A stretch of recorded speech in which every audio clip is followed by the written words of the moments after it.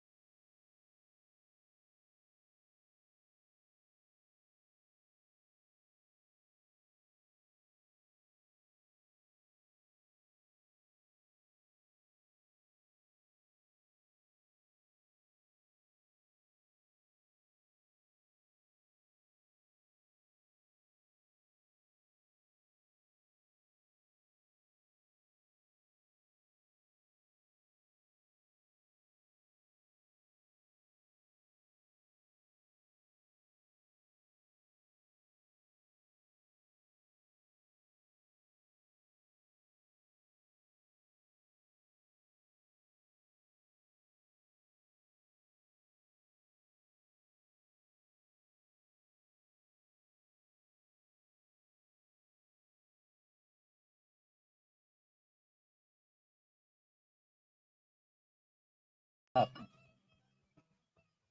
Didn't work. Okay. Yeah. Okay. So now it's working. So I feel more confident now that you can see me. So I'm just going to stick around here for a little bit and see if somebody pops on. Listen to some tunes. Open a cold one. Off the Coke variety. Nothing too hard here at my turntable, other than the music. The way I like it. Yeah. Good stuff. Yeah, a lot of this stuff I remember from back in the 80s. It was very obscure and usually didn't hear much from these guys where I resided, unless you happen to know some of the guys that maybe were in the army, because they were more likely to be, they were just more worldly, right? They got to travel and were different parts of the globe and they bring their discoveries where I lived. But yeah, a lot of it appears in this book here.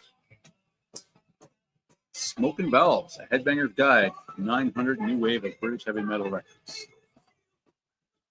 So, yeah. Olive Brown does appear in here. So I'm just going to play some music while I do this. See if anybody pops on. I do have some new records I'm going to show. I'll probably do a video of that. I was going to do a video of the 4x4 thread for Simon over at Vinyl. It's his channel. Don't quote me on that. The other thing this thing does allow me is I can actually pull up my phone while I'm streaming. I guess I can pull up YouTube and find out the dude's name and the channel. I've seen a lot of people enter that thread. He started the thread 4x4. Not sure what his ambition was or incentive was to do that.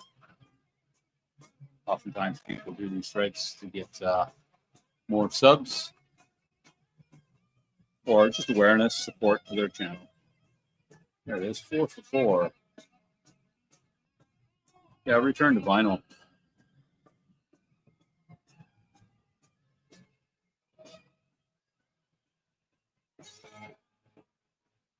So I'll be jumping on that. Got my records pulled. Just haven't had a chance to film it yet. Hope to do that possibly later today. We'll see. This is music. Hey, elbows up. Elbows up. How you doing, Kim? Yeah. You hear the music, by the way? You're my first guest. So, as I was saying before you jumped on here, I've been doing a couple of test recordings, and the music appeared to be just fine then, but that was in the test. This is the real deal. So yes, I am playing with Madness and elbows up. How's things, Kim?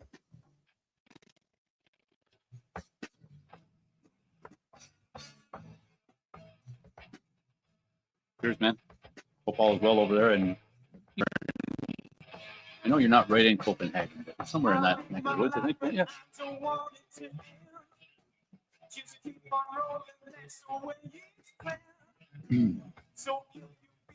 The screen's all crooked here. Fix that.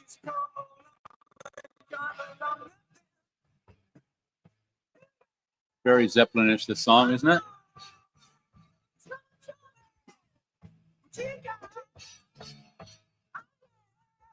Completely different cover than the original 4-song EP, which was just white. Same artwork, though. Didn't have the blue background. It was just a white background, similar to Blitzkrieg. Diamond Head.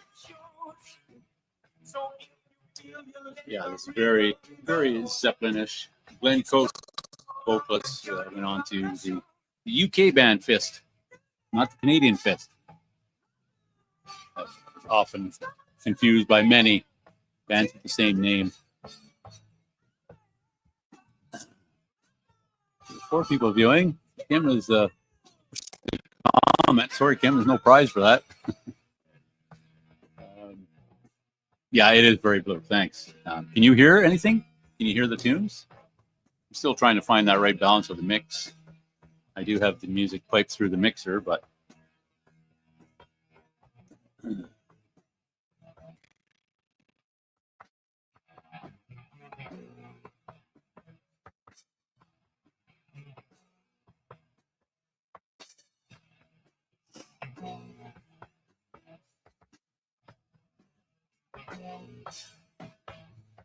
I might have to find a different spot for the stand on this mic. I notice every time I touch the table, it really picks up, resonates really. You can hear it.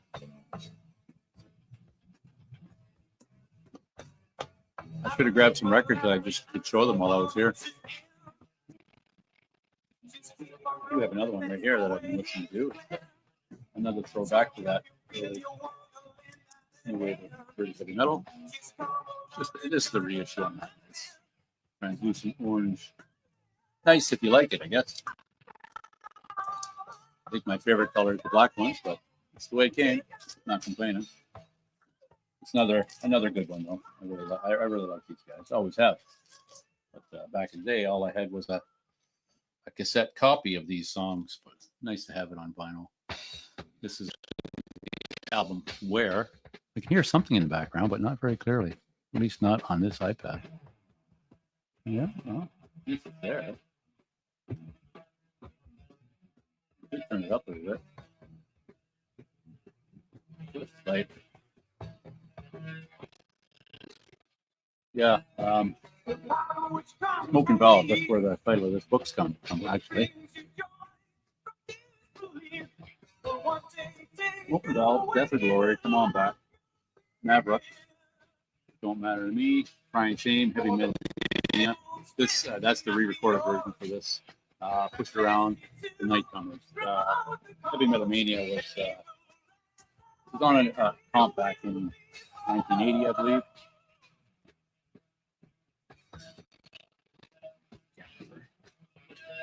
I read about it in here as well. Holocaust, Heavy Metal Mania, 1980 on Phoenix Records. It was on that compilation. Well,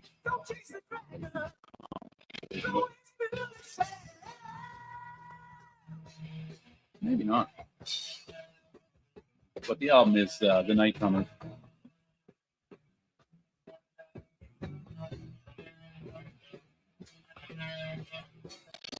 How long I'll be on here, but I might spin that too if I'm here long enough.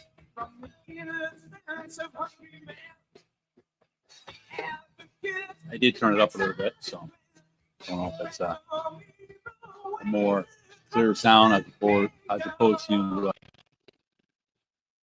not being very clear. You alluded to. Definitely want to add some more of that. Yeah. That's been my goal the last little while. I've held off buying a lot of new stuff. I mean, it is new music. I mean, modern music. I just want to invest in stuff I heard before, or I had, or that I hadn't heard. It's new to me, right? Both of these I had heard, Holocaust, but I never had them on anything other than a blank cassette. And those were only tracked here and there, sporadic tracks. I never had the entire EP, so it's nice to have. That's what I've been focusing on. And of course, still trying to round the Iron Maiden collection. Still got a few to go on that. Hey, Mickey, how you doing, buddy? I thought about piping one of your albums through here too, but as I was just saying to Kim, just felt like a new album. Some old new wave British heavy metal stuff that seems suitable to pipe through my new system here. You have to with some high roller, yeah, no kidding. You don't have the originals. I am totally with you, man. Hey, Morton, how you doing, buddy? You're going on holidays. Here you are, spending your time on friggin' YouTube. Nice to see you, man. Really enjoyed that video. I was just saying, I want to hop on that 4x4 thread that's been going around. Shit, I got the name of the guy's channel already. Return the Vinyl, Simon. think he's over in the UK somewhere. Want to hop on that thread, and that's probably what I'll do after I do these level checks and getting this new mic and mixer set up, probably where you can hear music.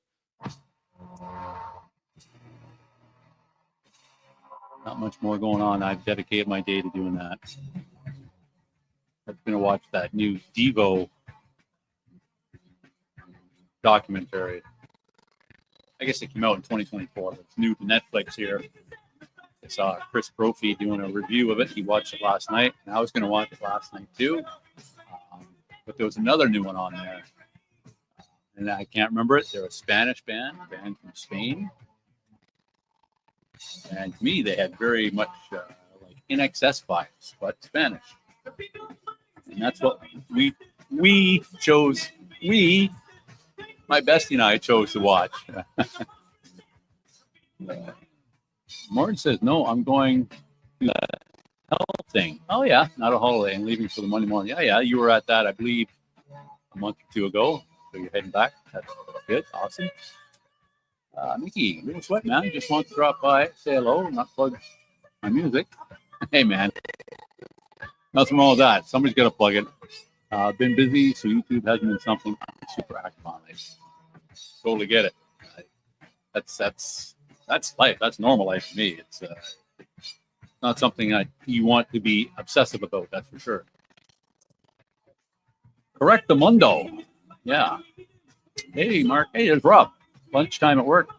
See you streaming. Yeah, just checking out my new mic I picked up, Rob, and my mixer, and piping through some old new wave of British heavy metal tunes to see how it's working. Yes. Good luck, Morton. Yes, man. That's what has to come first, dude. Whatever that health is, mental health, physical health, spiritual health, whatever. Yeah. Peace of mind and a good base. Nothing happens without a good foundation. But what I was saying is I watched a Netflix series last night of Heroes of Spain, I think it was called. I want to pull it up here.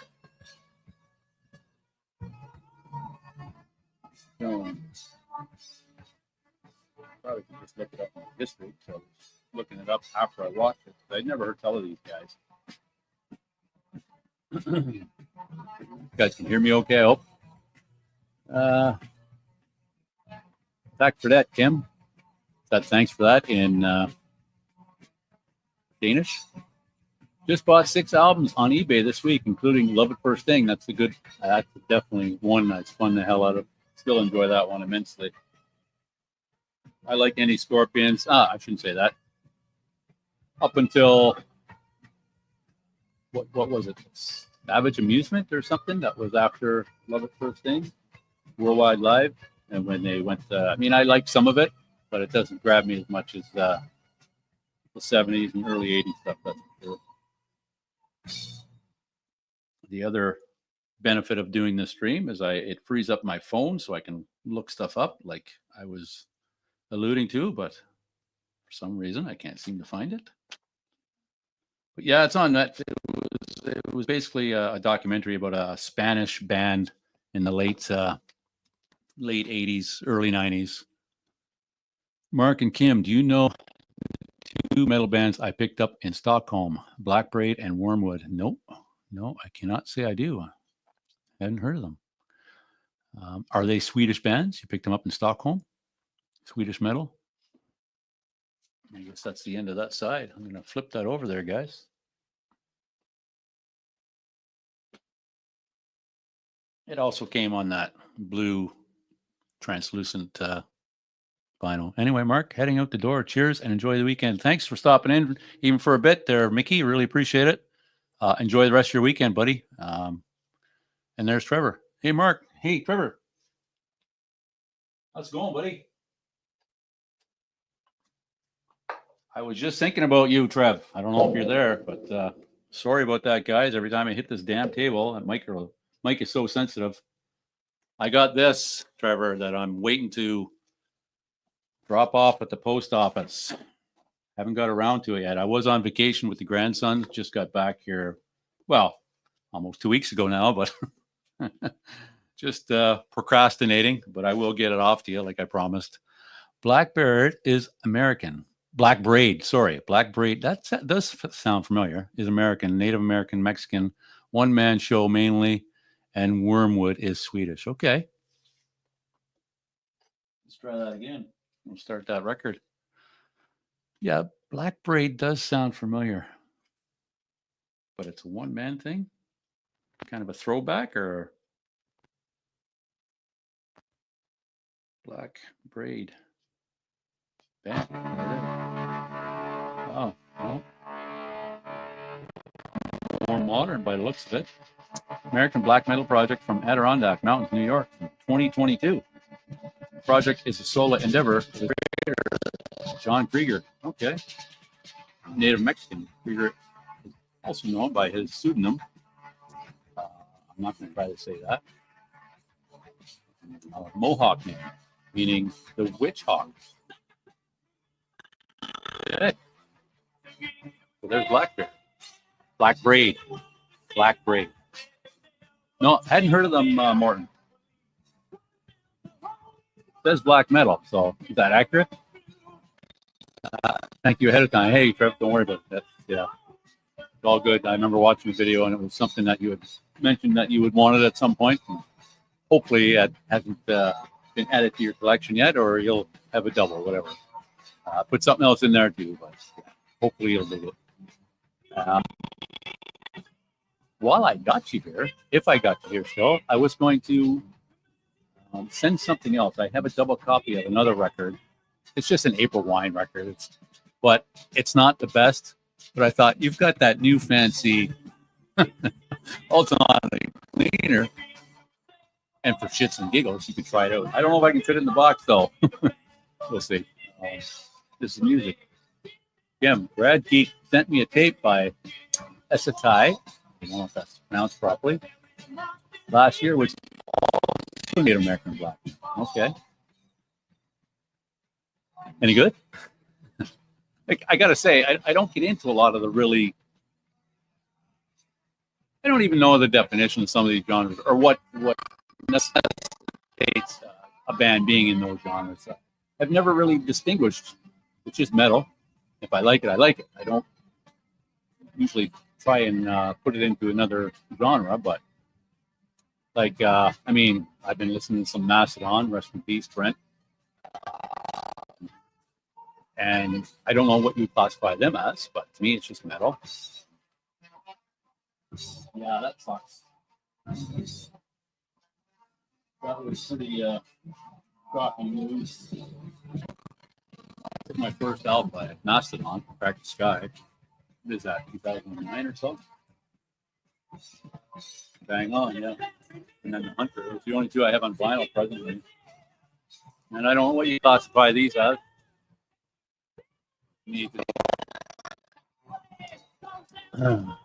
Morton, yes, that's the one.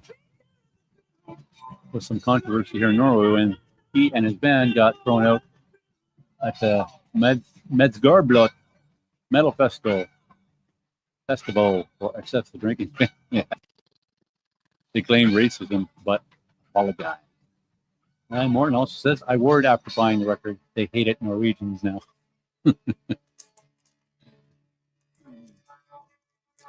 So what is this classified as, guys? In your opinion?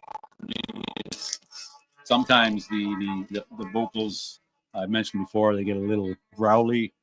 It loses me a bit, but on other stuff, it depends. If the music is good, I can see past a lot. Kim, I like Thai musically.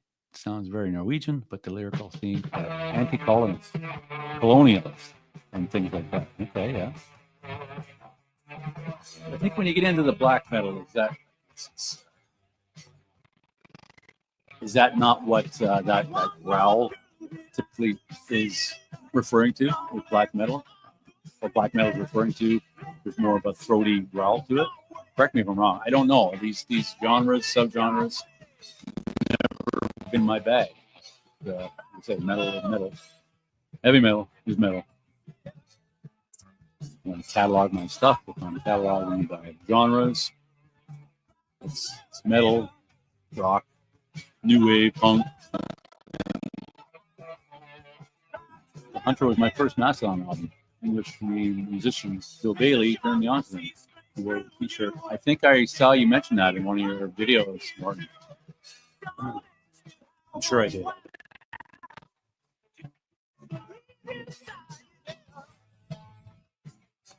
What up? What up with you guys? Oh, working or are you off? Or I guess it's evening where you guys would be. What time I got here? 4 o'clock.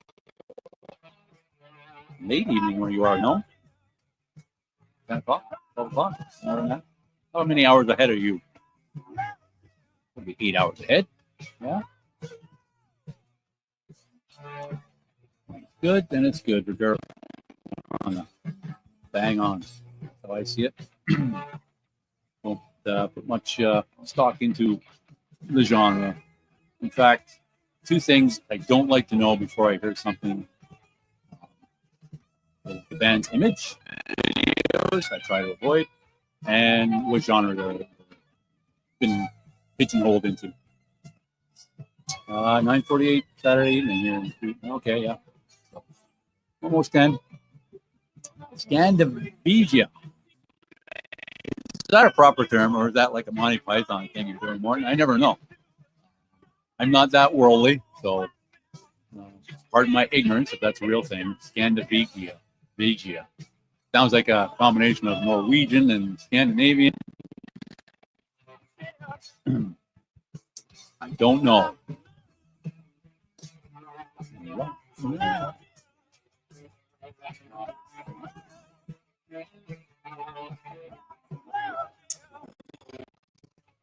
Pretty good record, I'd say. They do a hell of a lot.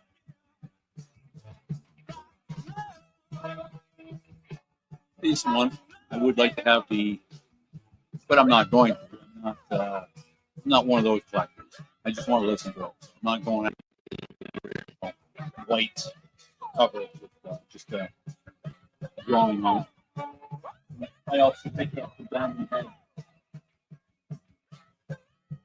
but not the reissue, where they not the re-recorded one. There was Lightning Nations. They re-recorded. I didn't go with that. I went with the original reissue with the how should I put that? The art. Some would suggest. I don't mind it personally. What's going on there? Is my connection that was cutting out, or did you hear?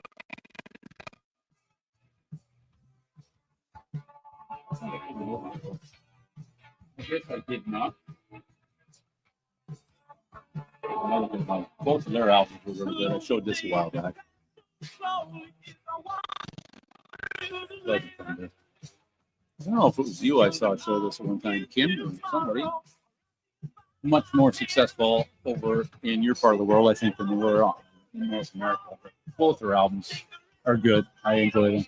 Oh, Danish-English comedian Sandy Toksvig, who took over UI from Stephen Fry, often says, okay, which is not official, but I think it's good. Thanks for clarifying. Yeah. Not something I had been familiar with, but more slap. Really good stuff. More slap.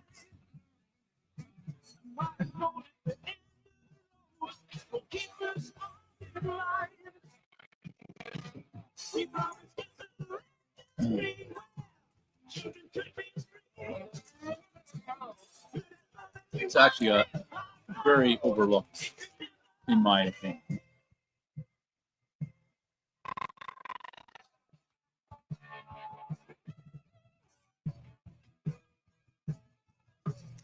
Now that I've got this all set up, I may do. I don't know if any of you have been over to some of the other live shows. Sit around in the evening, play tunes. That may be what I do, but I'm just realizing that I'm going to have to get up much more comfortable throne if I do that. This whole drum throne is Not as comfy as it used to be. But that may be more to do with me than the throne itself.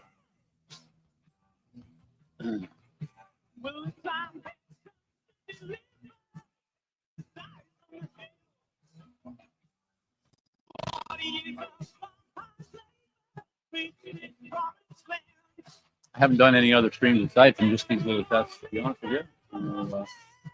I've been invited to do a couple at different times.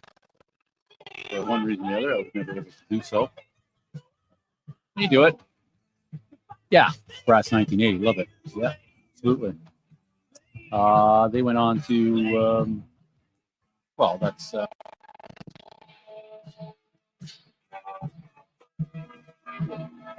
totally having a brain.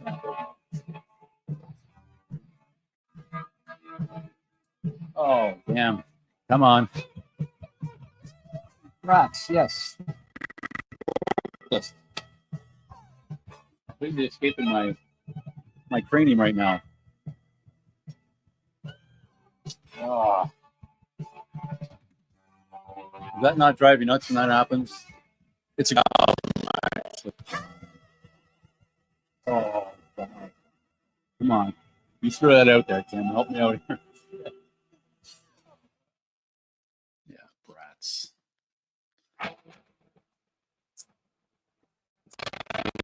The genesis of Merciful Fate. Thank you. Jeez. Yes. Yeah. It's a really good album. Actually, I like it. One of those ones that I've been searching for. I know the issue out there. It's just been one of those ones that we were just talking about. I will add to my collection again. I love doing that. I prefer to do that than trying to follow the latest trends in music and whatnot. There's so much old music that I was not able to purchase for one reason or the other, and that I can now to some degree. I still don't have the infinite wherewithal to do it, but gotta be picky.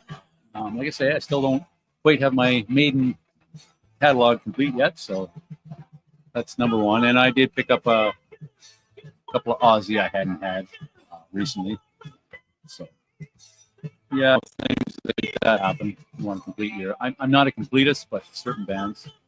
The guitarist Michael Denner has a record shop here. Oh, okay, so it is Copenhagen. I was trying to remember if that's where you were at, Kim. Okay.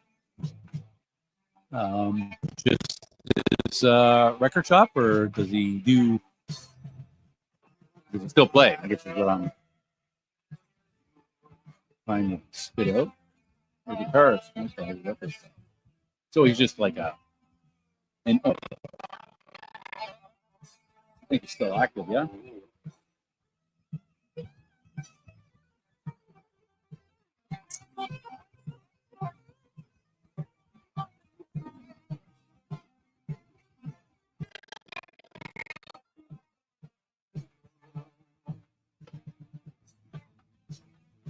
I wish I had more 45s, actually, of this stuff.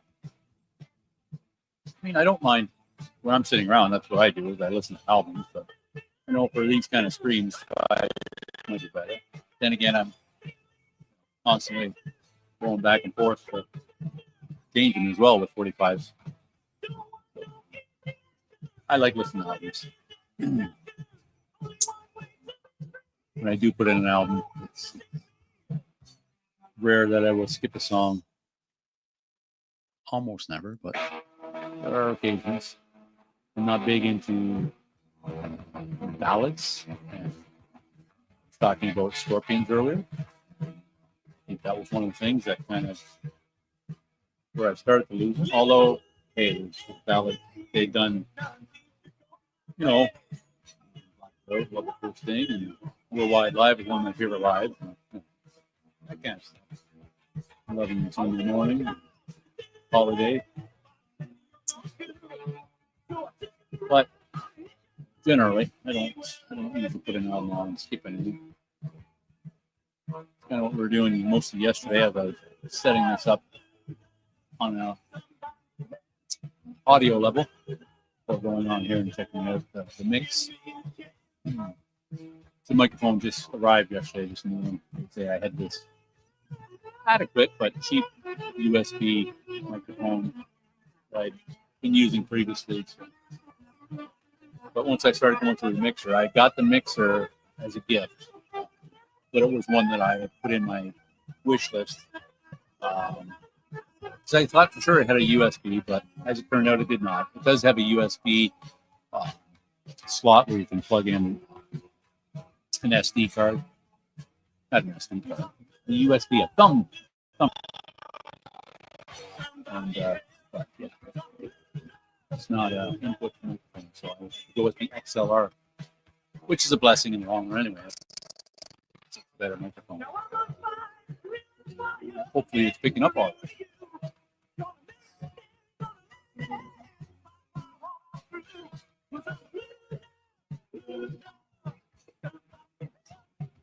Oh man, I should have asked if any of you dudes want to jump on here. I guess it's not too late.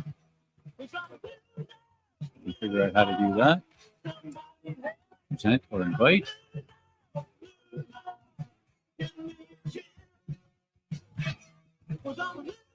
Invite guests.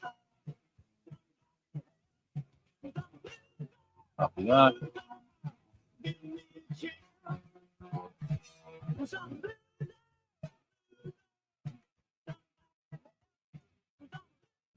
I don't know why I didn't do this sooner. Sorry, guys.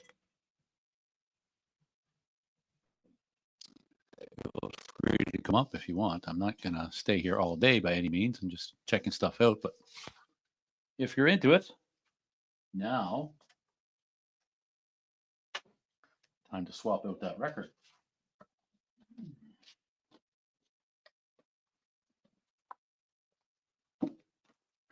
Wyoming Dave.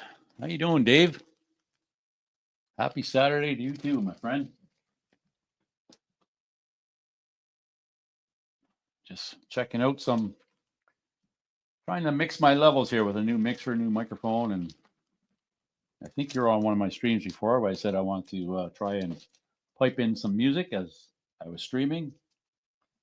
That's my objective here today.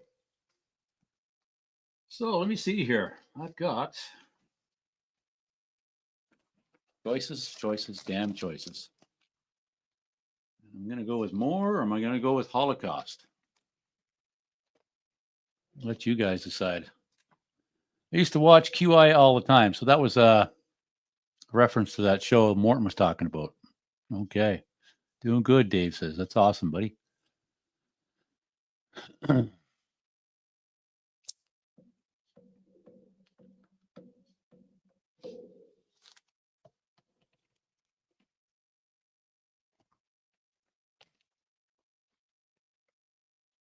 More Holocaust. Nightcomers. Blood and Thunder. Their second after Warhead, which is another really good album. I should have pulled that as well, but that's enough to play them both. So, all right, guys, you forced my hand.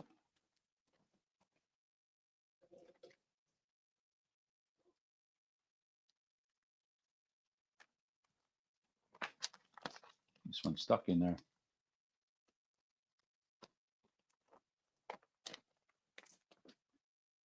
Holocaust it is.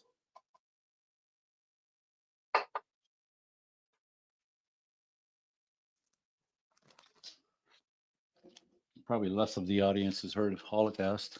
Me too. Fun, clever, and not mean humor. Yeah, I'm not a big fan of the mean humor at somebody else's expense. There's Trevor. Oh, look at it. Split the screen. Make sure I get the right button. Netbook. Unfortunately, leaves a lot to be desired. Come on, let's try that one.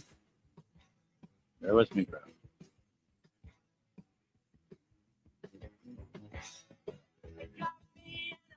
Front to back vinyl. That's Christian. How you doing?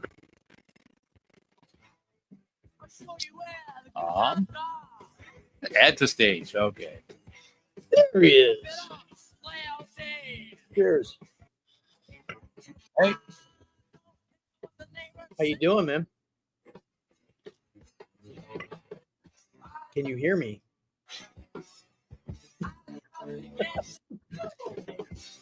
Can you hear me? come on. Do I need to put subtitles in? Not hearing me yet, Trev. I'm still fighting with this, trying to get it up. That didn't sound right.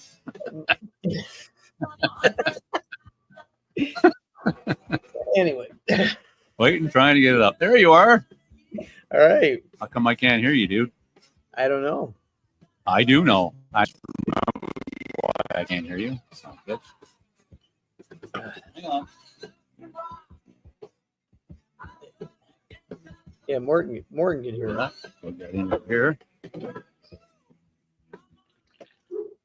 I can hear you now.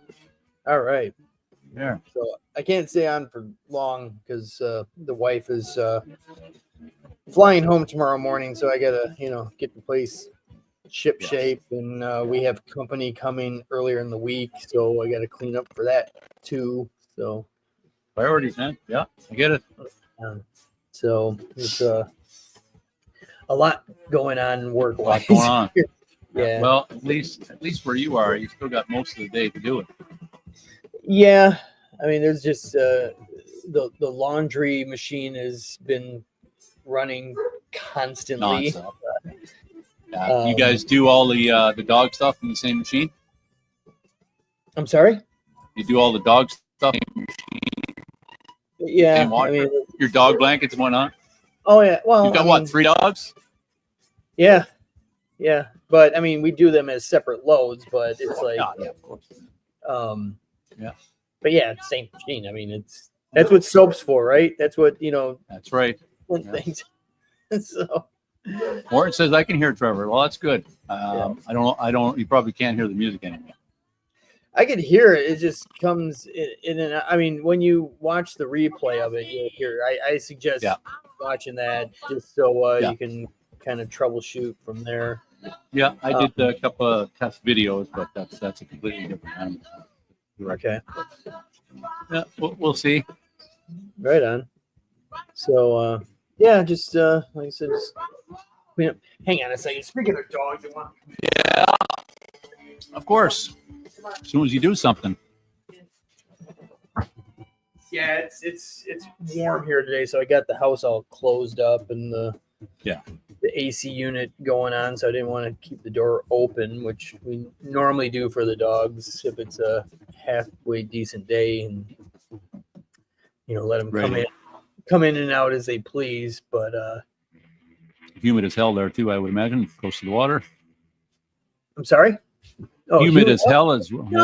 No, not really, because we are what's known as a convergent zone, which is we're in close enough to the mountains. Well, we're in between 2 mountain ranges. Yeah. So it's not as humid as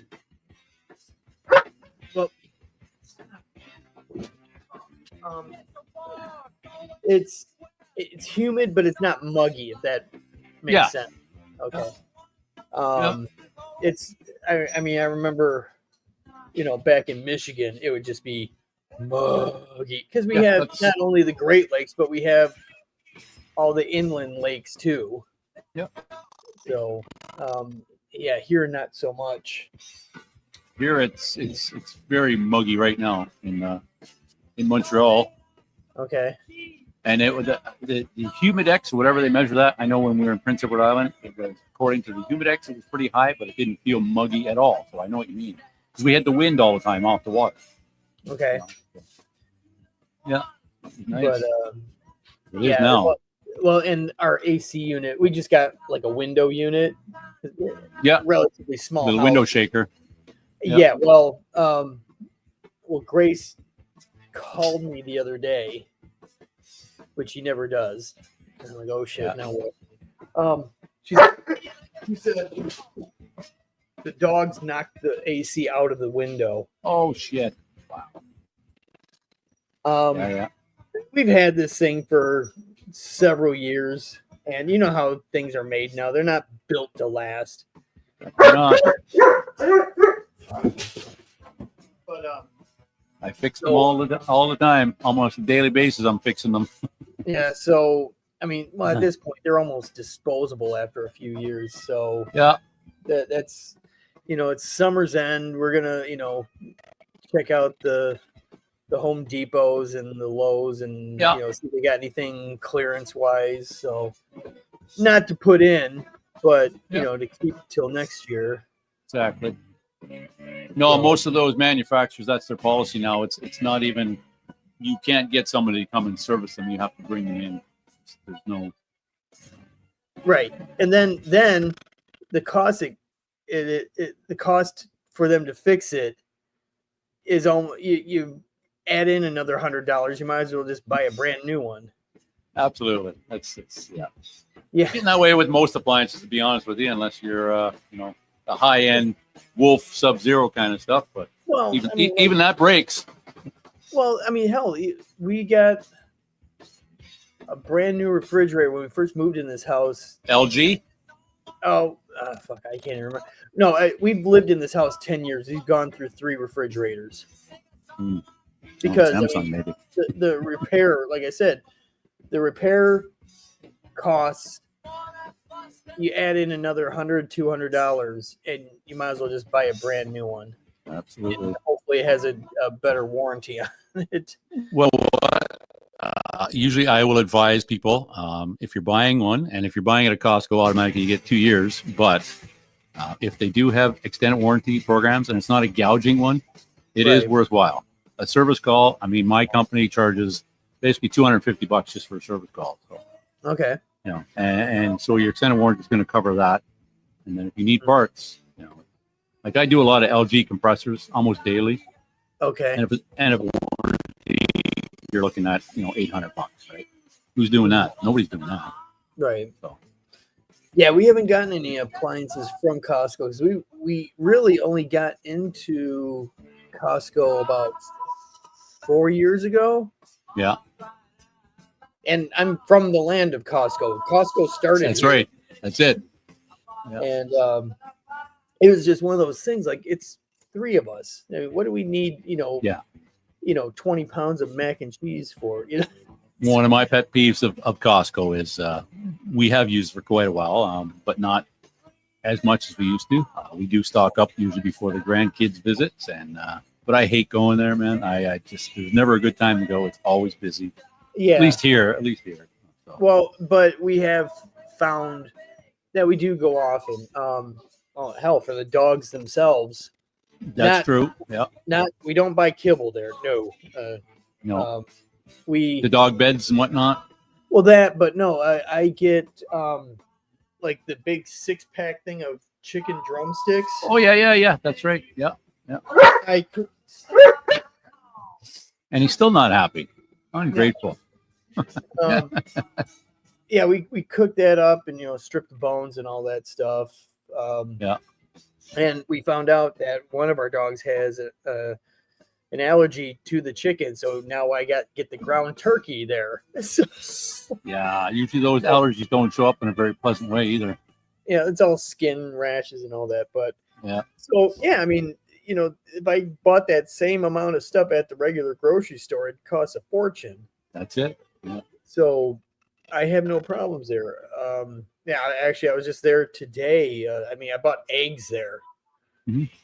Yeah.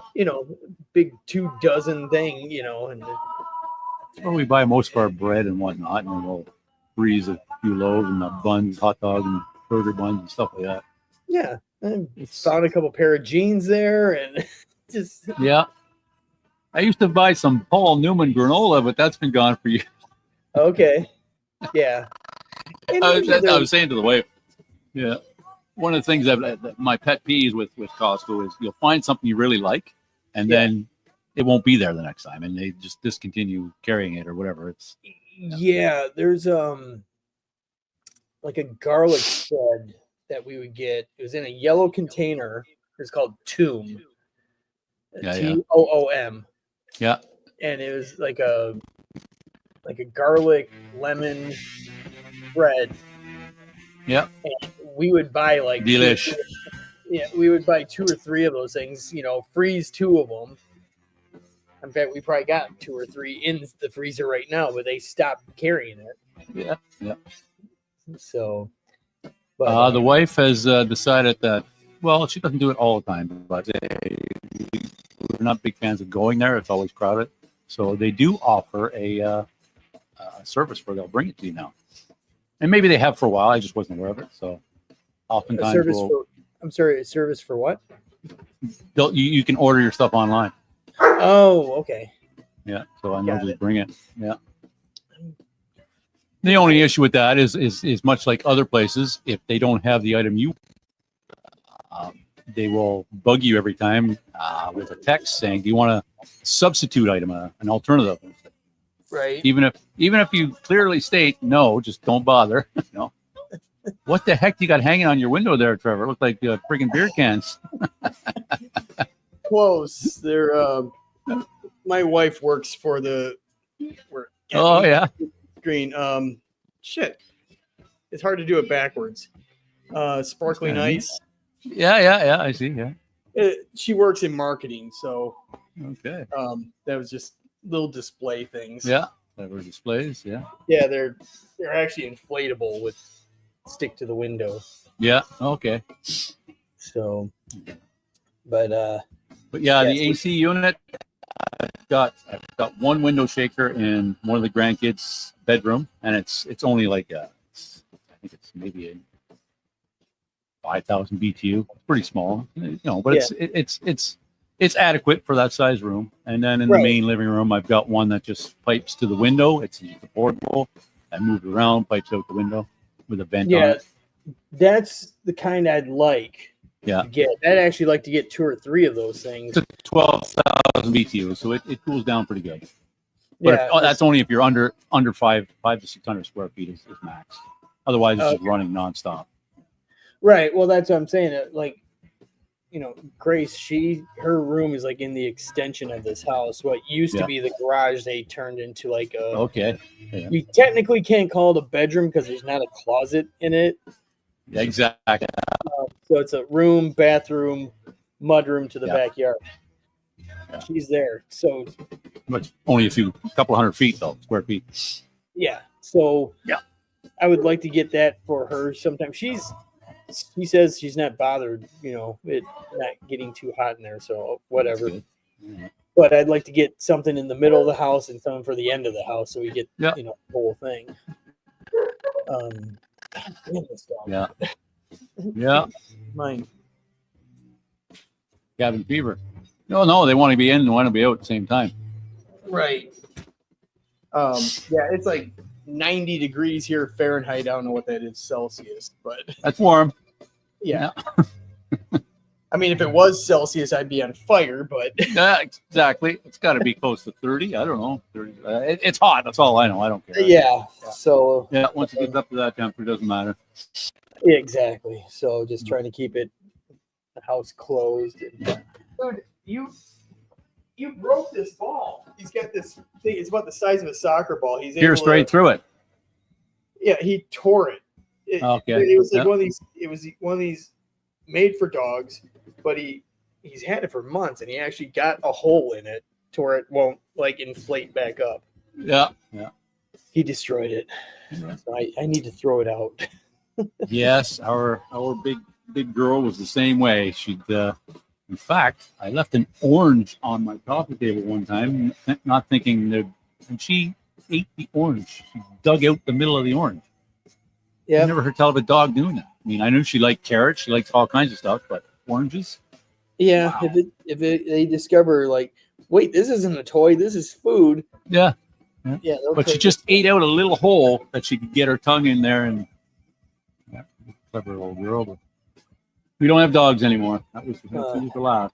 Yeah, I think my wife, she's just like, after, these guys go, I think we're just going to stick with one. I'm like, it's costly. We love them, but the boarding costs and whatnot when we want to go away. And, yeah.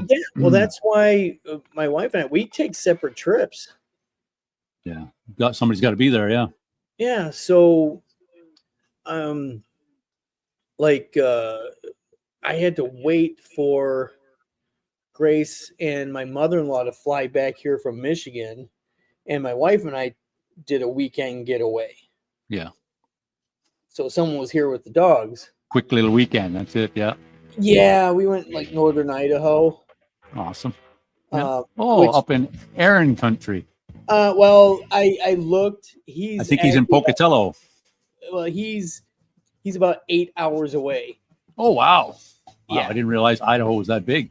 Yeah. He's pretty far. He's like more southern. Yes. Yeah. Idaho, and we were in the northern area. And a drive from where I'm at, it's about a 6-hour drive. Yeah. And which is doable. I'm a truck driver, I can. Yeah, exactly. But I'm also the type that I will buy time. So we bought tickets to fly from Seattle to Spokane, which is like a whole 45 minutes. Yeah. Exactly, but you're saving the time. You know what? I think Idaho was a state where they had a stretch of highway there where basically, as long as you weren't abusing it, you could go. I would set my cruise control for about 80 miles an hour. Yeah, and, I'm sure. Yeah. Yeah. It was nice. Yeah. Yeah. But yeah, this town is called Coeur d'Alene. Yeah. That sounds like Michigan. There's a Coeur d'Alene in Michigan, I think. But I'll have to look to see if it's the same spelling. I mean, you being in Montreal, you'd probably look at it and be like, "Oh, of course," because it's very, French. Coeur d'Alene, Oui. And big lake area. We did like a dinner cruise, which was quite nice. Yeah. I mean, as my wife described it, and she was pretty accurate with it. It was like, the ride was nice. It was beautiful. The food was like, bad wedding buffet food. Yeah. Yeah. Yeah.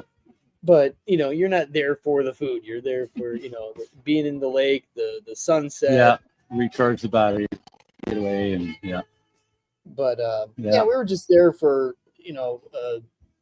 1 full day and 2 half days, travel days. So that's what the bestie and I kind of need, because we were just saying the last almost 10 years really since the grandkids came along, we haven't really gone anywhere without the grandkids. No, it's okay.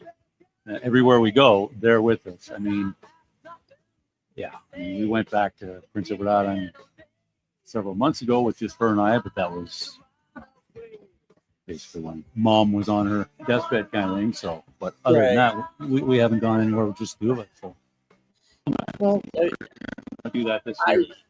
I highly recommend it for anybody. Just to even down to like we were talking about, the whole Swarzay down in Buffalo next year or something. I don't know, just to get away. Dude, the 2 of us. Seriously, I know. I see all that in itself. I so recommend. I mean, it's a lifetime thing, man. That was so awesome to see those videos, and the fellowship is just pretty cool. Yeah. Well, we were talking about it when we kind of had our impromptu stream last week, because it was supposed to be something completely different. Yeah. But so we were able to get Mike and Jeff on there last minute, and yes, I would join you there for a little bit. Yeah. So, because I kept on getting the question, not kept on, but it got asked a few times, like, well, which time was better? First year or second year? Yeah. And I'm like, I can't. Answer that in a which one was better, because they were 2 completely different situations. It's like asking which kid do you like best? Come on. Right. Well, I mean, the only thing that the first one had above the second one, and I didn't say this. Stop.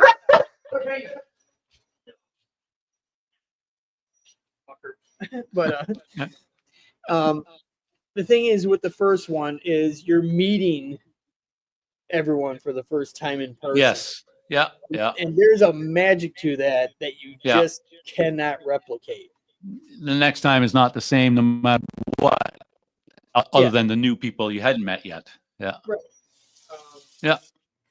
So, that was cool because, that first time, I only knew these people from a screen. Exactly. Yes. Yeah. That's the only way you and I have ever met. So it was really cool when you finally came on. It's just, yeah, I want to do that. I mean, one of these days. Yeah. And not saying that, Buffalo was less than that. It was just different because other people came in this time, able to, hang out and talk to them in person. What about the location itself, logistic wise? Easier to get into Buffalo and then Boston? Oh or? my God. Well, we I were would think it would be. Us as a group, it was a lot better. You and Jeff drove in from Michigan, or? Yeah. Yeah. Which, Grace was just like, her main right. thing is And Grace, yeah, sorry. Yeah. She wanted to, get some authentic poutine on our while we're going through Ontario. Here they say poutine. Poutine. Yeah, poutine. Yeah. As So, Olivia would say, I haven't even met Olivia. I mean, I'm not huge on doing that kind of thing, but I would like to meet people, right? So yeah. He lives right here. Yeah. And and it's great with, meeting up with your locals. That's really Exactly.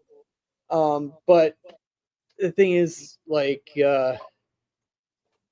with Steve and Yes, and Mike, Anthony, Anthony, Gary, we're on this text thread, and we literally talk every day. These are These are my brothers, and I always thought it was weird. Like, I remember meeting people online. Well, but I remember Jason. Hold that thought. Can you hang on a minute? Yeah, absolutely. I run to the door. Okay. So I will entertain the crowd. Let's see. No more comments that I could see.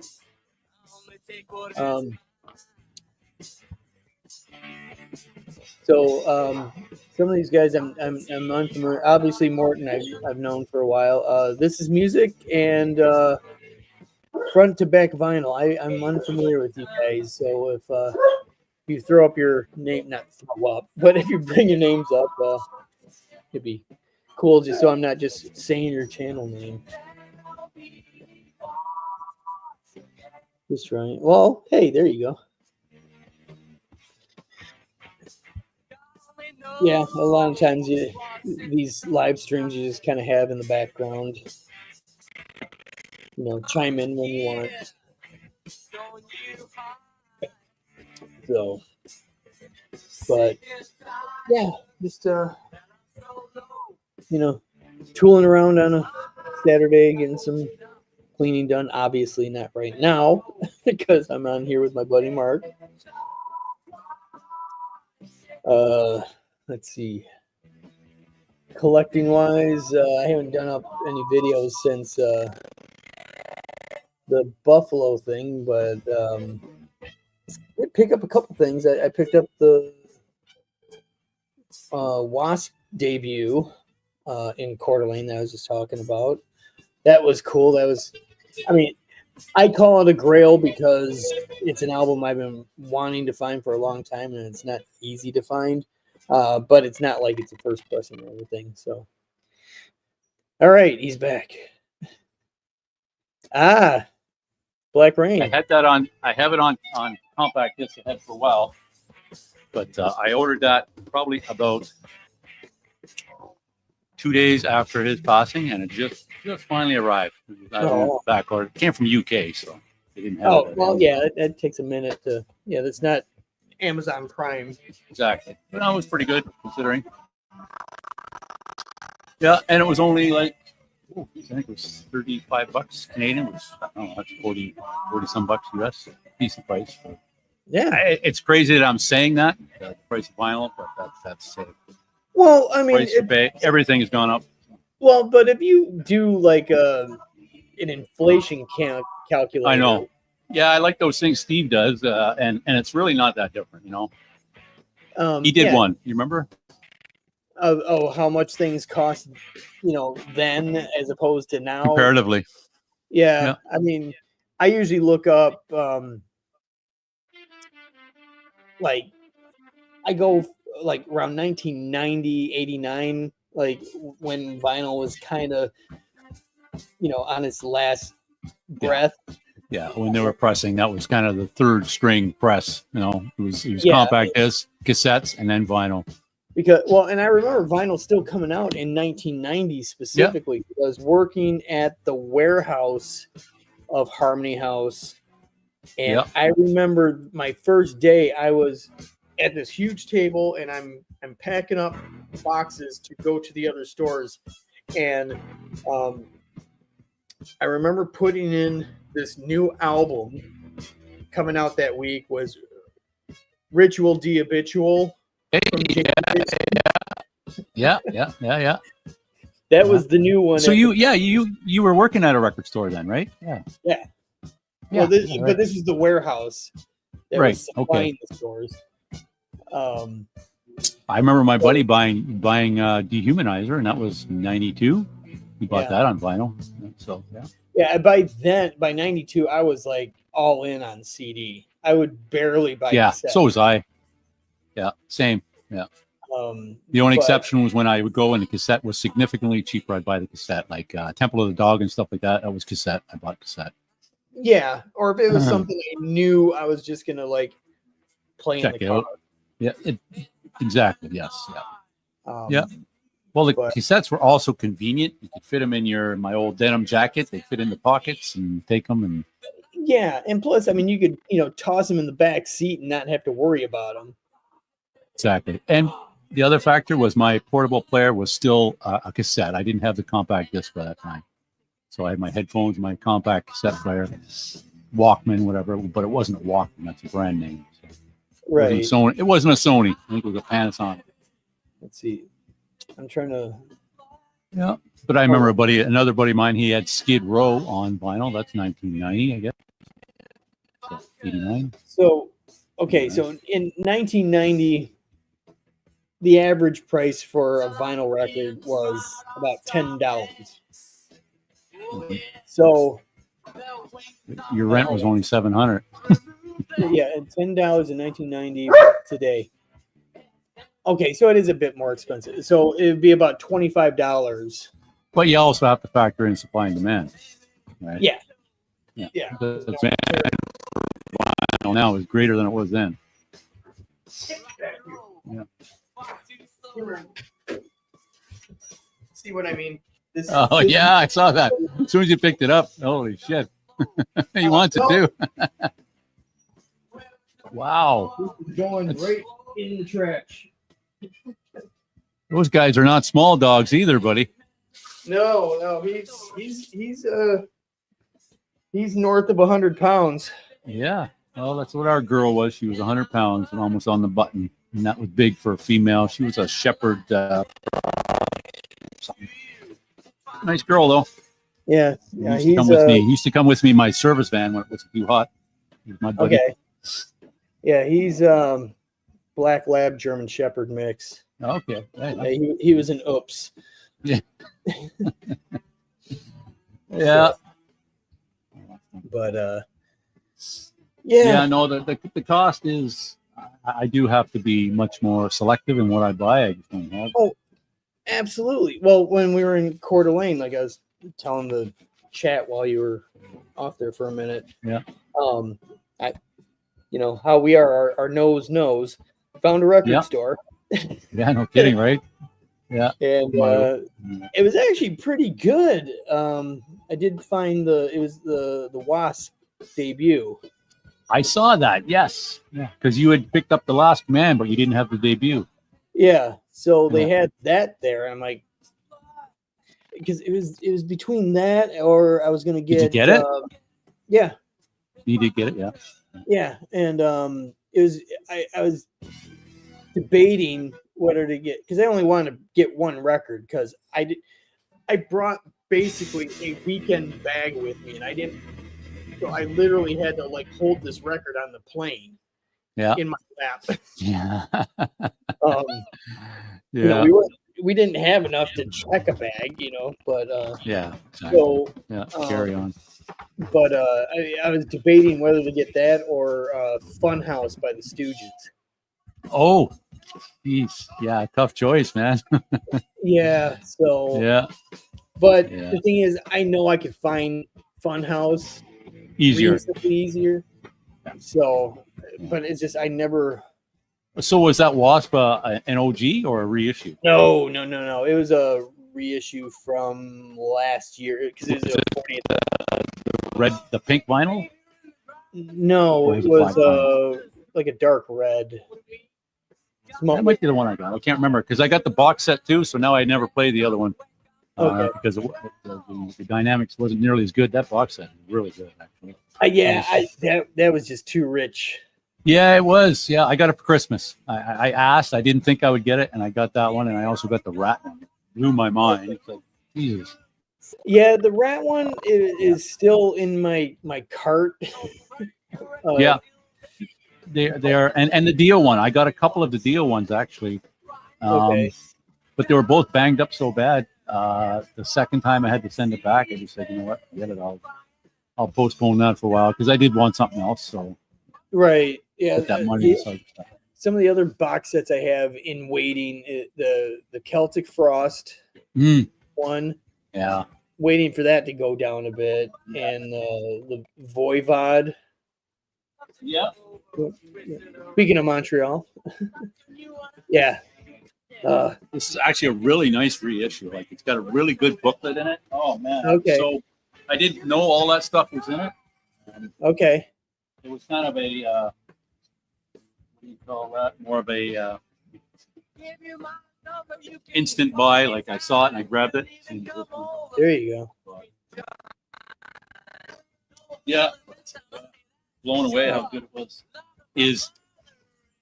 And the other was along with the rat one, but Overkill box. Yeah. Which I know the rat. I mean, it's all Atlantic stuff, so it's basically a no frills. It's like the album in a box, and that's it. Just the record, which is fine. I like those. Yeah. I don't do the.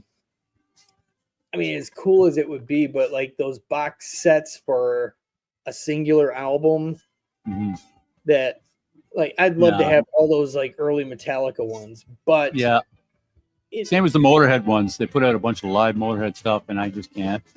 Yeah, it's like the demos and alternate takes. I'm like, that'd be cool to listen to once. Yeah.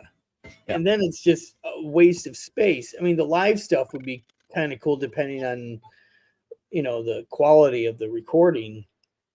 Yeah.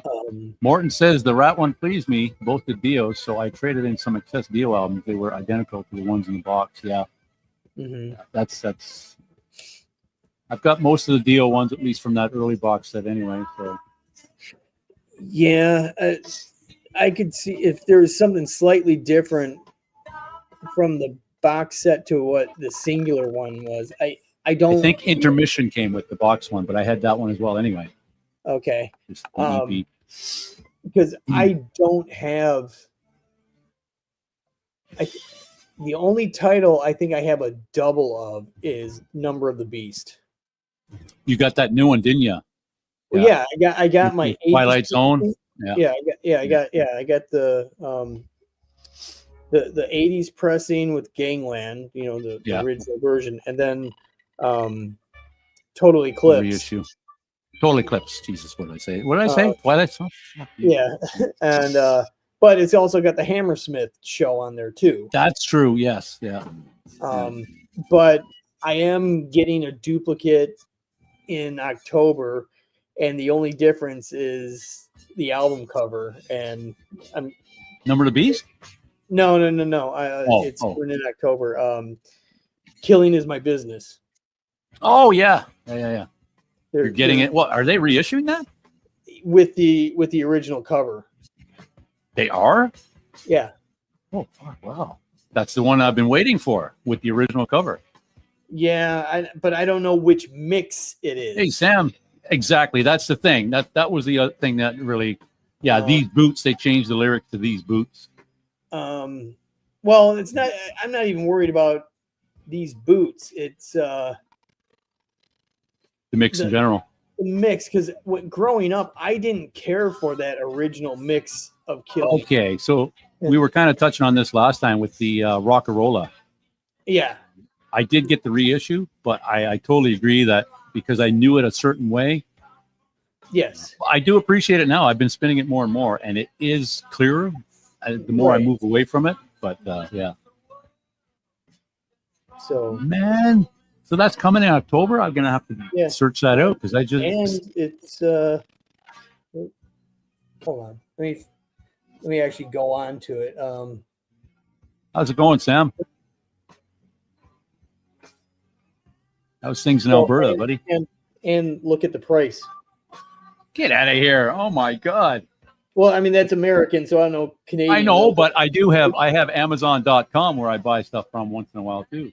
Yeah, well, that's where this is coming from. So yeah, I don't see it here, bastards. I just see the one with the only one is the one with the revised artwork. Yeah, that's the Mustaine mix one, which is it is yes, but it's also the artwork he wanted. He said right. I prefer the original shitty artwork personally because that's how I remember it. But there's also another one. I'll have to go on my Discogs for that. Prior to '98, I think. Well, yeah, he remixed it in like 2002 or something like that. Was it that? Yeah, 2002. Yeah. Now, but so that one's like all red, like mostly red, on the Mustaine mix. That cover. Yeah. Now, this is the Final Kill version. The Final Kill, right? Yes. And that is the one. That's the mix you want. That is amazing. So the reissue in October, you don't know what the mix is yet? They haven't. No, but if it's the original mix, what I'm thinking about doing is just getting a nice frame for that. Mm-hmm. I normally don't do that. Sam picked up a bonsai press of killing. Oh, man. Oh, that's the Canadian label, right? Yeah, it is, yeah. Okay. I've got one in my cart. Dude is asking $200 for it, so I don't know. But he claims it's mint, but that's an easy claim to make. See, this is the cheap something that age can't be mint. Give me a break. Even very good plus I'd be okay with. Well, I'm not into getting into buying something for $100 just because it's an original pressing of it. No, I just want to hear it. Yep. Now, I have an original pressing of Kill 'Em All, but I also there you go. I got that one. I showed that to you and Craig last time, I think. Yeah, but my Kill 'Em All is an original pressing, but I also bought that used in 2001, and I think I might have paid like $10-15 for it at the time. Yeah. So, that the other one I ordered recently. I had them both on CD, and I don't know, maybe it's not necessarily metal head material, but they were, Rock on Tours. I'm sorry, you're breaking up there. Jack White, his side projects he's done, Dead Weather and Rock on Tours. Yeah. You familiar with that stuff? Yeah. Yeah. His name is Toy Soldier or something like that. Mm-hmm. Yeah. So sounds pretty good. Like you were saying before, there's nothing special in it in the package. It's just, but I don't think it was on vinyl before. I always had the compact disc, but never vinyl. So it sounds good. Really? Okay. Yeah. Is it on Third Man Records? I believe it is. Okay. But then again, he's only had the label itself for, I don't know, 15 years maybe. Yeah. Well, this is that's right. So that would have come out probably 08, 09 originally. Okay. Rock on Tours. Yeah. But he's always been a vinyl guy. I remember, White Stripe stuff coming out on vinyl originally. Yeah. And my brother-in-law, he was really into the White Stripes. Yeah. He would see him in this place called the Gold Dollar which held like about 150 people there. Yeah. Um, Wow. I like the I- little shows. Actually, they're much more intimate. well, Most of the time, yeah, but you got to keep in mind it you can was get a good sound. yeah, well, it's kind of like the shirt you're wearing. Yeah. Guys like Glenn Calloway would see them in a bar. Yes. That's right. Yeah. Yeah. Same thing with my brother-in-law going to see the White Stripes. He saw him in a bar. I saw him in a club in my neighborhood right before White Blood Cells came out. This place held 300 people, Yeah. maybe 4. But I don't mind them, but yeah. I mean, I walked to the place. Yeah. Yeah, I'd love to see a show like that. I prefer the smaller venues. The only band I think I can claim to have seen that way before they were big was Nickelback. I saw them in Calgary at where the hell was it? It was on McLeod Trail somewhere. Yeah, Sam might know. Sam's in that neck of the woods. I think it was the back alley or something. Like we were just talking about it. It's in a thread, or is it on a live stream? No, it was on Rob Northern Revolutions on his live stream. They were talking something. They brought up the band Finger 11. Oh yes, yeah. And I saw them in a place called The Shelter, made famous in the movie 8 Mile. But where they shot that was not The Shelter. That was way bigger where they shot it. But I went to not to see Finger 11, who were headlining. I was going to see their opening band, which was they were on their first North American tour, Buck Cherry. Oh yeah, okay, yeah. And ended up going to dinner with them after the show. Yeah. One of those prototypical alternative rock bands of that era. Yeah, well, but the thing was, Buck Cherry, they were like more just straight up, no blues frills, rock and roll. Yeah. And I loved it. I loved that record. I don't even know if I do remember hearing them. I'm trying to think of what their probably big hit was, but at the time for that one, a song called "Lit Up." There we go. Yeah. And later on, they had like the karaoke song of "Crazy Bitch."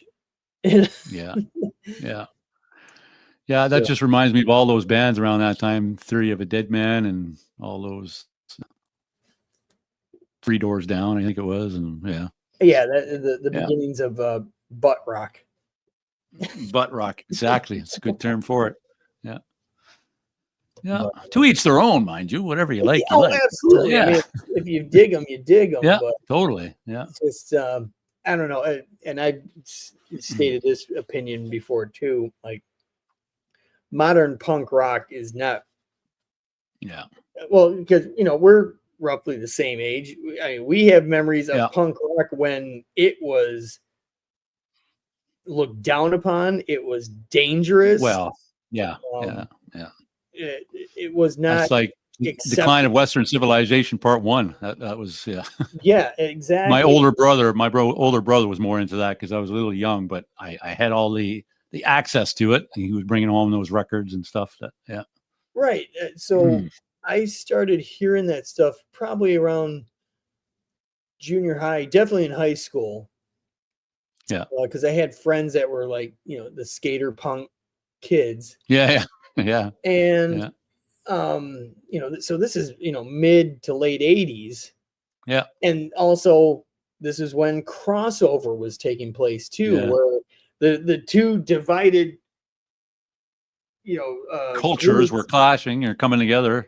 Yeah, and everyone was like getting along, and that was a great time to be alive and in the scene of both punk and metal finally melding together. And there was some great stuff that came out of that. Well, there's lots of examples of that too, and it's same as the mixing in some of the funk elements with that, with Faith No More and Anthrax and stuff like that were really yeah. Really dug that stuff. Yeah, and I just don't see that now. I mean, when the whole pop punk thing was starting Red Cross. to get merged in commercial and acceptable and in the malls. And I'm sorry, my old man punk rock ethos. Yeah. Like I'm at, like saying earlier, at Costco and seeing this grown man with a Blink 182 shirt on, and it's something about punk rock on it, and I'm like, I can't. I mean, I can't fault the guy for liking for what he likes. Right. Yeah. But, it's. I just know what I know. Yeah. I remember like when my brother had some of those records, it was like my friends would come over and they were into different music. We were younger, but none of them ever heard tell of DOA or Black Flag or any of those things that he had. And I only heard tell. I remember as a kid, we were opposites. Like I didn't even dig it. I didn't even like it. It's just because he was listening to it and we were close in age and kind of rival brothers, right? So I used to put it down and stuff. I didn't come to appreciate it until much later, but I heard it. I was exposed to it. Yeah. Right. Yeah. The Clash and stuff. Yeah. Yeah. Clash. That one I never got into. Out of the British, I mean, pretty much, between the Clash and the Sex Pistols, I was always in the Pistols camp, even though a lot of people claim it's just like, well, they were manufactured, put together, which is sort of true. Yeah. I don't know. But they still wrote the stuff. They still performed the stuff. And it was still had Johnny Rotten's attitude. And the venom that came out of that. That I dug. Yeah. Same as the stuff he did with I don't know if you like the stuff he did Pill, but I dig it a lot. Yeah. The last concert I saw as a Michigander before I left for the West Coast was Public Image. Is that right? Yeah. I've never seen it live. I mean, and I even got in. I almost didn't go. A buddy of mine talked me into going. I had tickets. I was working late. I was just like telling my boss, dude, I have tickets to a show. I want to. No, you gotta offload this trailer. No one else is gonna do it for you. Yeah. And friends of mine just like, dude, they're playing for 2 hours. Offload, not hand bombing, forklift, or because I would bring my trailer back, and I would have to offload it. Yeah. Oh, horrible. But so I made it for like the last hour 15. Yeah. So I'm glad I went. And I did that for a whole year at a coal storage place out in Alberta when I first went out there. Basically, that was my job, was packing, hand bombing boxes and unload. Yeah. This was just regular freight. Yeah. But I'm glad I got to see it. I don't think I'd ever see Pill again. I don't know. Yeah, I don't. I mean, there's so many that I don't think I'll ever see it again. I do hope to make the final, so-called farewell of Megadeth. I'd like to see them again. I've seen them enough. I haven't. Okay, let me rephrase that. Yeah. I've seen Dave enough because to me, you might as well like take that same font and just call it Mustaine, because to me it's not Megadeth. It's not a real band. Yeah. I know it's Dave and special guests. Hired guns. Yes. Yeah. So, but just the farewell. That's yeah. I mean, I liked that last. More of a. You're what? I liked that last record. I really dig it, actually. Yeah. I got that one. Yeah. Yeah, I was thinking about snagging that, and then I'll listen to whatever this supposedly last one is. Mm-hmm. I mean, I say supposedly because we all know how this goes. That's it. It's been there, seen it before. Same old script almost. Yeah. Unless they're not of this earth, there's always the possibility. Mm-hmm. I mean, how many times did Kiss say it was done? Yeah, well, their asterisk to that was, that farewell tour in 2000. Well, it's a farewell of the original lineup. Yeah. So Was it actually the original lineup on that one? in the one in 2000, yeah. So that had Ace and Peter Criss in it. Oh yeah, and Yeah. me and my friends went to that. I was not following Kiss at all at that time, so I just Oh, we were, me and my friends, we were like back into it, 100%. Yeah. And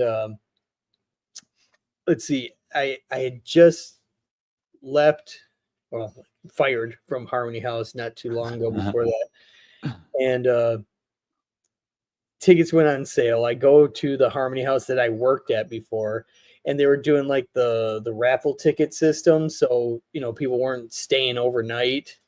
So Right. they do the random, so where anyone could be first in line. So I didn't say hi to the guy that I already knew, and he didn't say hi to me.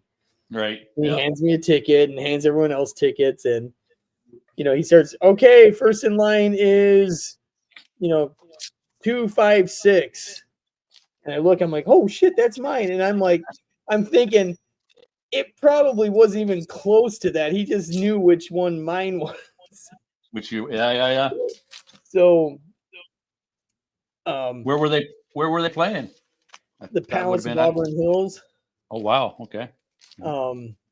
Which in the northern suburbs of Detroit, and that place is gone too. But so you were going to say the Silver Dome or something. God, thank goodness that place is awful for concerts. The acoustics are horrendous. But anyway, I remember how it went because I used to sell the tickets too. So every time tickets were going to get released at 10 o'clock, so about 9:59. He would start clicking the keys. I was getting 3. So that's the secret also at the time to get better seats. Yeah. Odd number of tickets. Yeah. So I was getting 3. So he would hit A3, A3, A3 until 10 o'clock. And, all of a sudden I hear the printer going. I'm like, all right, Jim, what do I got? He's like, don't worry about it. He hands me the tickets, and I didn't even need to look at the map because I had that map memorized. Yeah. Do you ever see the movie Detroit Rock City? Rings a bell. Well, maybe rings a bell because of Destroyer. But, well, okay. The movie Detroit Rock City is these 4 fans from Ohio. I did see it. Yes. Okay. Yeah. So Edward Furlong had to go. He wanted to buy tickets from a scalper, and he had these great tickets. Yeah. I got what this guy said. He's just like, second row center. I had second row on the floor, center, dead center of it. Yeah. It was the best tickets I ever had for a concert. Yeah, that would have been a decent. And when you're that close, you feel that fire. Totally. Yes, exactly. But Sam, you saw them in 23. Where did you see them, Sam? 23. Yeah. Actually, Detroit Rock City, that was the first DVD I ever bought. I bought a DVD player just to watch that movie. Recently rewatched it, thanks.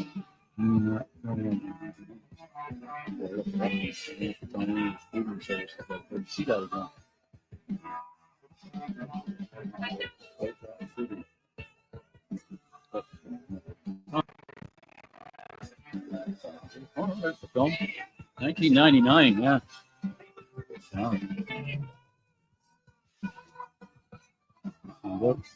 But I'm going to watch that Devo documentary tonight. Oh, yeah, that one's really good. Yeah, I watched Chris Brophy's video, and that's what we were going to watch last night. As far as I was concerned, we were. But my wife saw this other thing. It was actually some Spanish band, Heroes of Silence or something like that. Oh, okay. They were really big over there. To me, they were like Portuguese, Spanish in excess. Where they came across to me. Okay. Devo Yeah, docu looks fun. Yeah, Morton, that documentary is great. You've watched it already?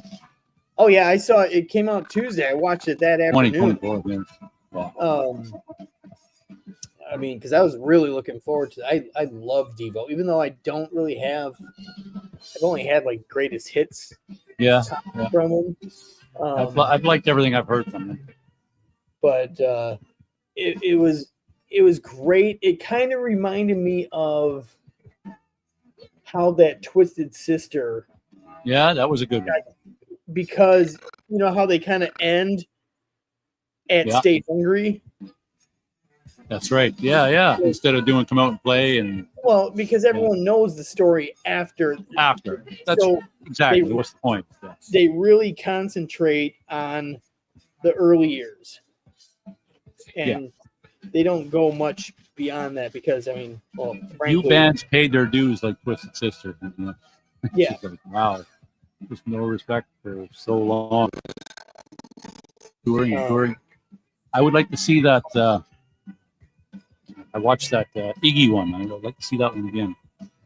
Oh yeah, the Gimme Danger. Yeah, Gimme Danger. Yeah.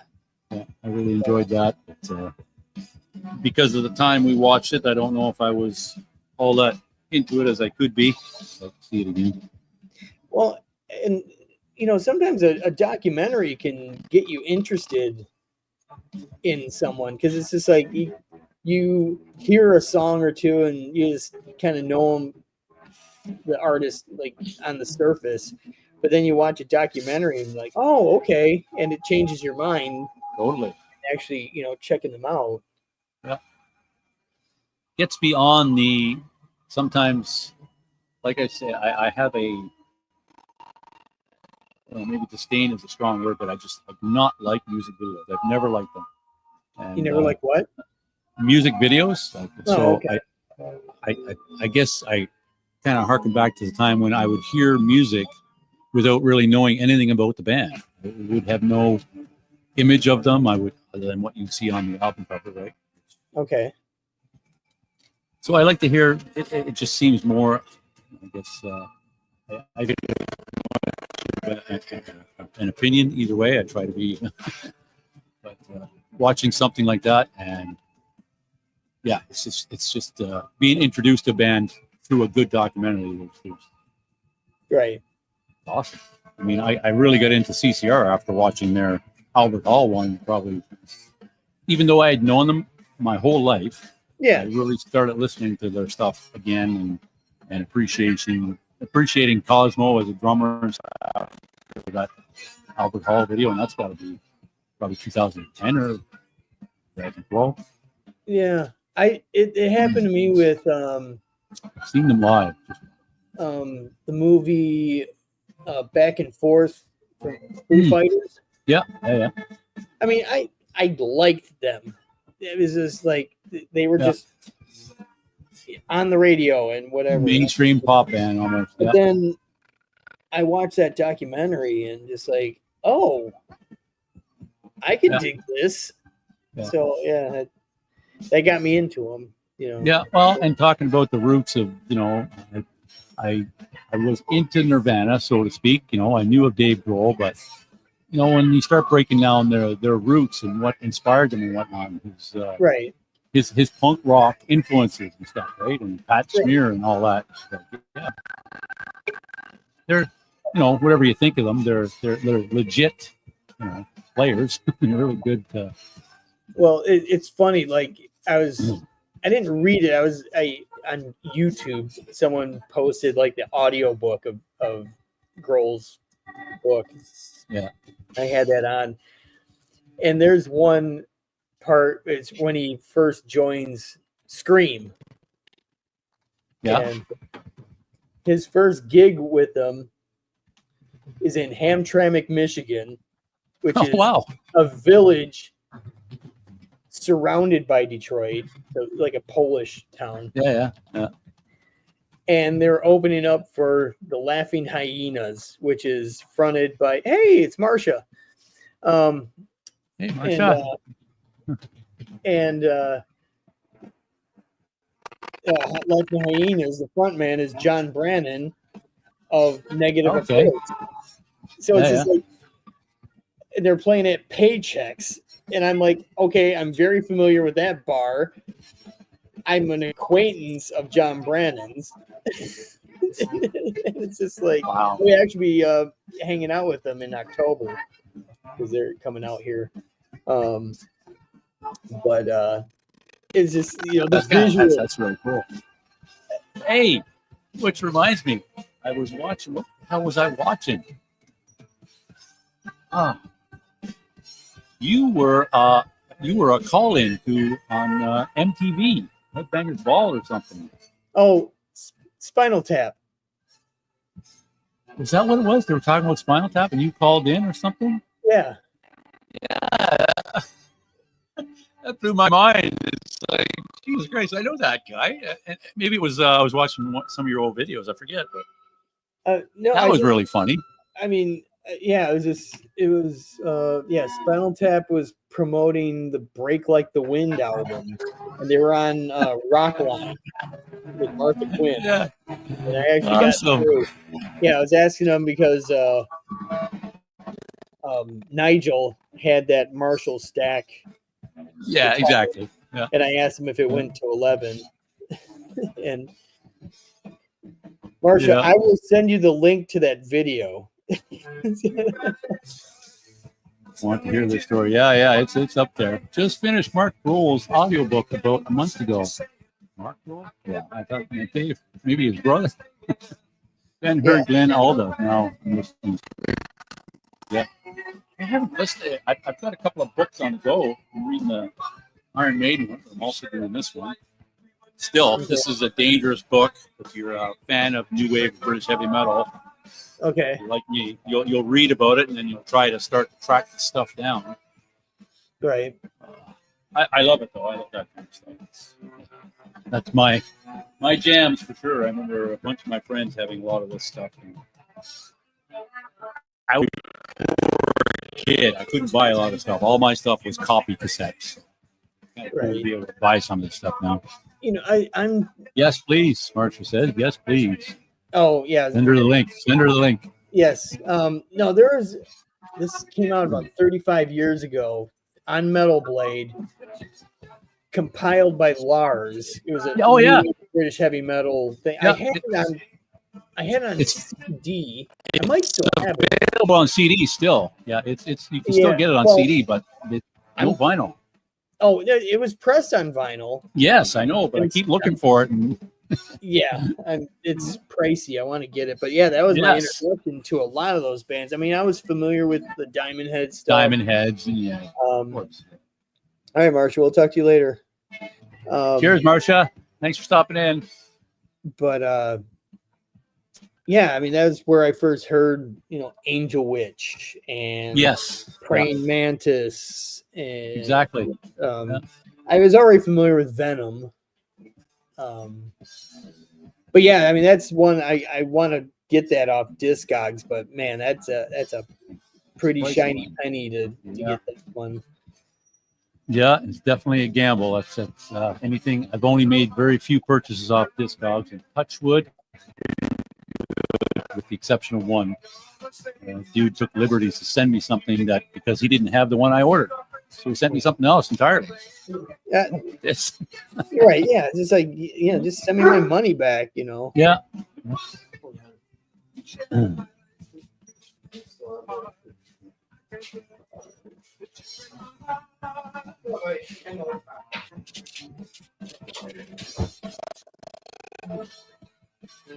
But Biff Bifford isn't doing so well now. Yeah, I heard that, Morton. Saxon is Bifford. He's got cancer. Yeah. I saw a story about it, but I didn't read it. I was never a big Saxon guy. Yeah, I went through phases. I really dug them early on, and that's life though. Yeah, I got away from mostly everything I initially fell in love with for a span of at least 10 to 15 years during those late 90s, early 2000s. Not even all of the 90s, basically. I was not listening to any of my old music, really. I was focused on my family and so. Well, 90s, I mean, for me, that was my. I mean, I was just swimming in music. Well, that'd be your wheelhouse. Yeah, we're probably about 5 years apart. I think. Are we not? You're It's 73. no, I'll be 55 coming up soon. Okay. All right. But So, you know, I was working in record stores, and just my age of that whole the alternative scene that was like coming up. New metal and all that. Well, just the change of everything that was going on. Yeah. And again, working at a record store in the mid to late 90s, you saw so much stuff coming up. It was just a fun time. I really do miss that. Yeah. Discovering new stuff. And as easy as it is to discover new stuff, it's also hard too. Because I'm not so good at that. If I was working in a record store, it'd be very difficult because the impulses. Well, I mean, at the time, and I would really like to have a longer conversation with them. Last year, I actually got to briefly meet Mazzy. Okay, yeah. Because we were at the same party. Yeah. But he needed to leave, and I wanted to ask him because he had a video out at the time about promo records. Right. Like, he was like from the 70s, maybe into the 80s. I can't recall. And I worked in the 90s, which CDs. I got tons of promo CDs. I mean, most of my CD collection is all promos. So I really want to find out if the concept of a promo physical is even still a thing. No kidding, eh? Yeah. Because, how do they promo now?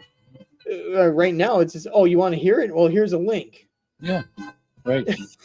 I mean, the only times that I've seen promos, and a lot of people get angry, especially with guys like Mazzy and a few others. They'll get promo albums of like RSD titles. I know, yeah. And it doesn't bother me one bit. I get it because they're doing what it's supposed to be doing. Promoting. Totally. Yeah. So those bigger channels I've seen that. I mean, one dude was showing a promo. He used to work at a radio station. Showing a promo of I think it was 10,000 days. 10,000 days. He got a promo of back in the day,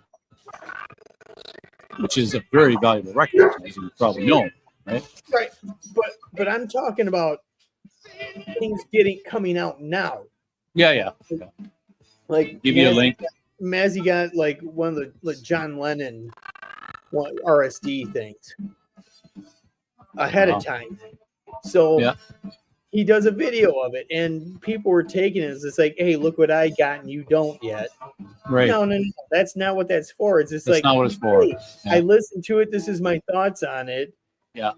And it's promotional. He's promoting the album. Or labels know that he's got the viewers. Yeah. Yeah. So there's a few channels like that. They've got people that are going to watch, and there's a lot of that, stuff going on in the YouTube community now about copyright and stuff, right? So. Yeah, and the bigger channels. Yeah, and it's easy to. Okay. But anyway, I gotta head out here. I gotta take care. Yeah, of I know it's the housework, and we're clocking almost 2 hours here. At least I am, so I got to go too and have some supper. And it was a good test. I don't know if you guys could hear any music, or if the music stopped when I unplugged my headphones, or what. Is it still there in the background? You could tell there's something on. I couldn't tell you. But you're just on your phone. So. Well, no, I'm on my laptop. But, yeah. But I'll have to work on that. We'll see. Yeah. But I'll play it back, like you said. Yeah. Yeah. So appreciate it, Trevor. Really cool having you on here. Nice seeing you. One of these days, maybe it will actually be in person, dude. You know, we were talking about the rest of you. Really appreciate you being on here and just hanging. Yeah. Yeah, we'll do a proper stream one of these times where you maybe get some more people on and shoot the shit. A lot of fun. On. Okay, Mark. Okay, Well, Trev. Good luck with the home stuff, and we'll see you. We'll see you around. All right. Take care. Okay. Cheers, buddy. That's it. And I am out of here too, folks. So thanks for everyone that was dropping in. Plug my headphones and go back into here. So find out. There we go. Find out if you can still hear that. One viewer, like, oh yeah. Take care, everybody. I'm heading out of here now. I've got to go have some supper. I was just, it was nice to do this. I hope we do it again soon. But I'll leave it at that. Cheers, everyone. Have yourselves a good weekend, rest of your day. And yeah, ciao for now. Bye.